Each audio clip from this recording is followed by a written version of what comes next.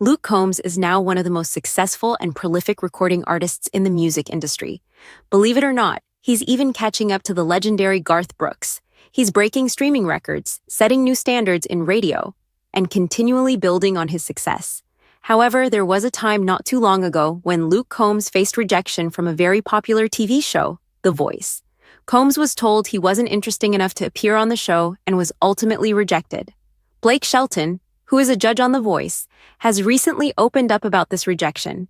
In an interview with Whiskey Riff, Combs shared, "A few years ago, I was on spring break when The Voice was holding auditions in Atlanta, Georgia. In my initial round, I was the only guy and had about 30 seconds to sing.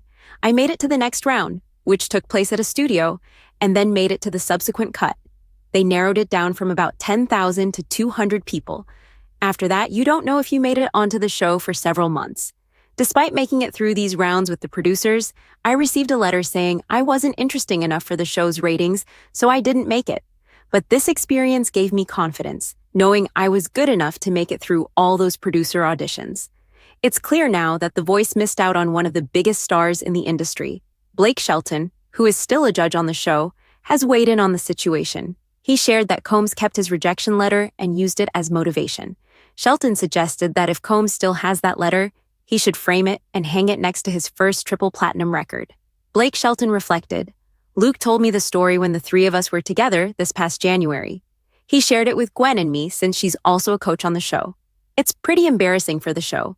Luke kept his rejection letter in his college dorm room as a reminder to keep pushing forward.